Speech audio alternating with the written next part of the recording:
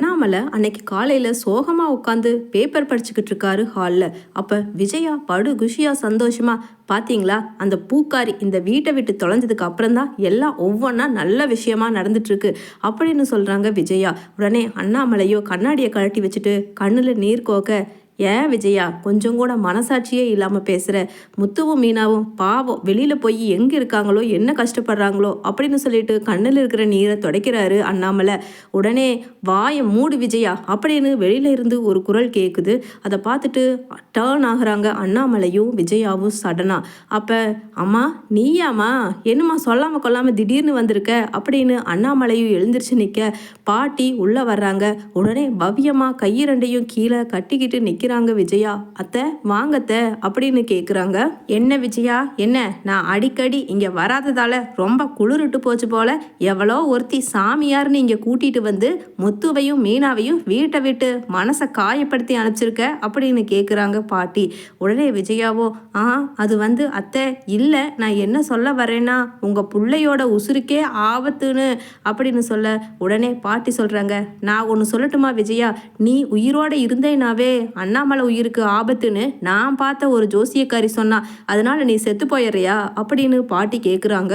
உடனே திருன்னு திருட்டு மொழியை உருட்டிக்கிட்டு விஜயா, என்ன அத்தை இப்படி சொல்றீங்க அப்படின்னு சொல்ல, அப்புறம் இது மட்டும் ஜோசியக்காரர் சொன்னா முத்துவு மீனாவு வீட்டில் இருக்கக்கூடாதுன்னு அவளை அடிச்சு துரத்தியிருக்க, நீ எல்லாம் ஒரு மனசாட்சியே இல்லாத மிருகம், உன்னை போய் என் மருமகன்னு என் புள்ள தலையில உன்னை பிடிச்சி கட்டி வச்சேன் பாரு, என்னைய சொல்லணும் அப்படின்னு சொல்லிட்டு பாட்டி தலையில அடிச்சுக்கிறாங்க. உடனே அண்ணாமலையோ, அம்மா நல்லா இவளுக்கு உரைக்கிற மாதிரி சொல்லுமா, நானும் இவளை எத்தனையோ பேசக்கூடாதுன்னு வாயை கண்ட்ரோல் பண்ணிக்கிட்டு இருக்க, இருந்தாலும் நாளுக்கு நாள் கழுத கணக்கா வயசுதான் ஆகுதோ இல்லையா, இவளுக்கு அறிவுங்கிறது இல்லைம்மா. ஆமா முத்துவும் மீனாவும் நான் ஃபோன் பண்ணா எடுக்க மாட்டேங்கிறாங்கம்மா, உனக்கு எப்படி தெரியும் இந்த விஷயம் அப்படின்னு அண்ணாமலை கேட்குறாரு பாட்டிக்கிட்ட. அதை ஏண்டா அண்ணாமலை கேட்குற, நான் போன அமாவாசைக்கே இங்கே வரலாம் எல்லாத்தையும் ஒரு எட்டு பார்த்துட்டு போகலான்னு நினச்சிக்கிட்டு இருந்தேன். சரி வர முடியலன்னு முத்துவுக்கு ஃபோன் பண்ணி, டேய் முத்து இன்னைக்கு வந்து என்னை கூட்டிகிட்டு போடா அங்கேன்னு இன்னைக்கு காலையில் பேசினா முத்து என்னங்கிறான், பாட்டி நான் இப்போ அந்த வீட்டில் இல்லை பாட்டி, நான் வேணும்னா அவங்கள அழைச்சிட்டு போய் விடுறேன், ஆனால் நான் அங்கே உள்ளெல்லாம் வரமாட்டேன் பாட்டி அப்படின்னு சொல்லி அவன் சொல்கிறான். அதுக்கப்புறம் தானே எனக்கு என்ன ஏதுங்கிறதே விலாவாரியாக கேட்டு தெரிஞ்சுக்கிட்டேன் அப்படின்னு சொல்லிட்டு பாட்டியும் சொல்கிறாங்க. இதை புடி அப்படின்னு சொல்லிட்டு தான் கொண்டு வந்த நியூஸ் பேப்பரை எடுத்து முகத்தில் விட்டெறிகிறாங்க பாட்டி. உடனே அதை பார்த்துட்டு விஜயா, என்னத்தை இது அப்படின்னு ஒன்றும் தெரியாதவங்களை போல நல்லவங்களை போல அடக்கமாக நடிக்கிறாங்க. உடனே என்ன இதா பேப்பர் எடுத்து கண் இருக்குதில்ல படிச்சு பாரு அப்படின்னு பாட்டியும் சொல்ல, அதை எடுத்து விஜயா படிச்சு பார்த்து ஷாக்காகி நிற்கிறாங்க. அதே சமயம் தன்னோட கையை மடிச்சு விட்டுக்கிட்டு காலர் பட்டனை எல்லாம் லூஸ் பண்ணி விட்டுட்டு சந்தோஷமா விசில் அடிச்சுக்கிட்டு உள்ள வர்றாரு மனோஜ். அம்மா ஒரு ஹாப்பியான நியூஸு, எப்போ இந்த மீனா வீட்டை விட்டு போனாலோ அதுக்கப்புறம் எல்லாமே ஒவ்வொன்றா நல்லது நடக்குதுமா, எனக்கு கூட நல்லது நடந்திருக்கு இன்னைக்கு அப்படின்னு மனோஜும் வர, உடனே பாட்டி நிற்கிறத பார்த்துட்டு, என்ன பாட்டி வேற வந்திருக்காங்க அப்படின்னு, பாட்டி நீங்கள் எப்போ வந்தீங்க அப்படின்னு முழிக்க, உடனே பாட்டி மனோஜோட சட்ட காலரை எட்டி பிடிச்சு, என்னடா உனக்கு என்னடா நல்லது நடந்திருக்கு, மீனா வெளியில் போயிட்டா உனக்கு நல்லது நடக்குமா, என்னடா மனசில் ஆத்தாலும் மகனும் நினச்சிக்கிட்டு இருக்கீங்க அப்படின்னு சொல்லிட்டு பாட்டி மனோஜையும் எட்டி பிடிக்கிறாங்க. உடனே அது வந்து எனக்கு ஒரு 10 லட்சம் ரூபா லோன் சேங்ஷன் ஆயிருக்கு, அதுதான் பாட்டி சொல்கிறேன் அப்படின்னு. என்னடா கடன் வாங்குறது ஒரு நல்ல விஷயமா, நீ அங்கே எங்கின்னு கடனை வாங்கி கடைசியில் கழுத்தறுக்காம இருந்தேன்னா பத்தாது, இது ஒரு நல்ல விஷயம். முத்துவும் மீனாவும் எப்படி தங்கமான பிள்ளைங்க, அவன் பிறந்த அந்த வயிற்றுல தான் நீயும் எப்படி தான் பிறந்தியோ அப்படின்னு சொல்லிட்டு மனோஜ் முகத்தில் காரி துப்புறாங்க பாட்டி. உடனே மனோஜ் கையை வச்சு முகத்தை மறைச்சிக்கிட்டு விஜயாவுக்கு பின்னாடி போய் நிற்கிறாரு. என்ன விஜயா, நான் உங்ககிட்ட பேப்பரை கொடுத்து எவ்வளவு நேரம் ஆகுது, படிச்சு முடிச்சியா இல்லையா நான் சொன்ன செய்தியை அப்படின்னு சொல்ல, இதோ படிக்கிற அத்தை அப்படின்னு பார்த்துட்டு, அத்தை இது என்னத்தை, ஏதோ சாமியார் பொம்பளை சாமியார், அதுவும் அவங்க ஃபோட்டோவை காமிச்சு என்ன ஏன் படிக்க சொல்றீங்க அப்படின்னு சொல்லிட்டு கேட்குறாங்க விஜயா. என்ன விஜயா, அந்த ஃபோட்டோவில் இருக்கிற பொம்பளை சாமியார் உனக்கு யாருன்னே தெரியாதா, என்கிட்டயே நடிக்கிறியா, உண்மையா முழுசா அந்த நியூஸை படிச்சுட்டு என்ன ஏதுங்கிறத அண்ணாமலை கிட்ட சொல்லு அப்படின்னு சொல்ல, படிக்கிற அத்தை படிக்கிறேன் அப்படின்னு விஜயாவும் படித்து பார்க்குறாங்க.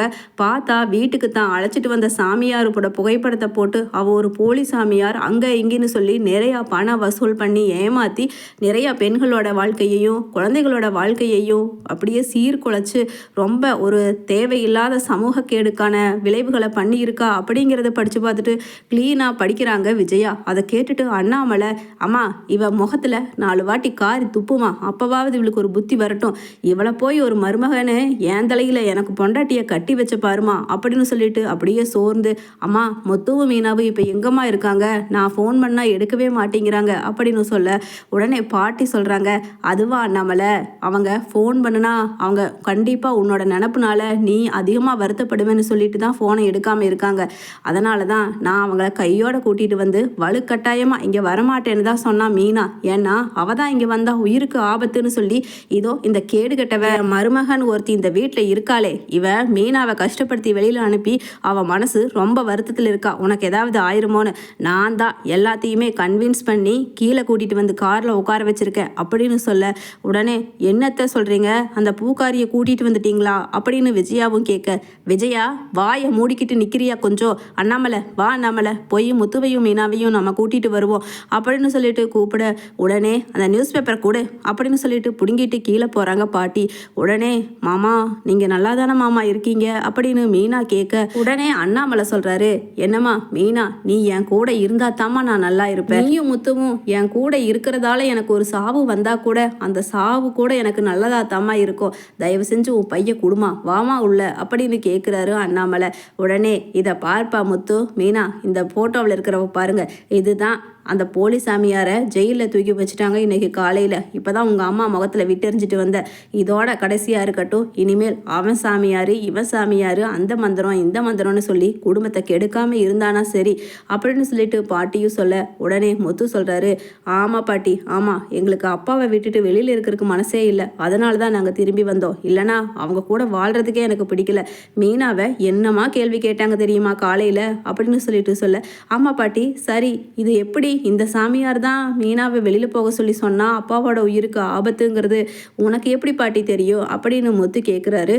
இந்த வீட்டோட கடைசி மருமக சுருதி இருக்கால, அவ எப்பவுமே எனக்கு ஒரு நாளில் ஒரு வாட்டியாவது ஃபோன் பண்ணிடுவா, அவளுக்கு எப்படியோ ரவி மூலமாகவோ எப்படியோ நீயும் முத்துவும் மீனாவும் இந்த வீட்டில் இல்லைங்கிற செய்தி தெரிஞ்சு தான் அவள் எனக்கு கூப்பிட்டு சொன்னான், இதுதான் விஷயம், இந்த சாமியார் வந்து தான் இப்படி பாட்டி மீனாவை வெளியில் போக சொல்லிட்டாங்க, அங்குளோட உயிருக்கு ஆபத்துன்னு.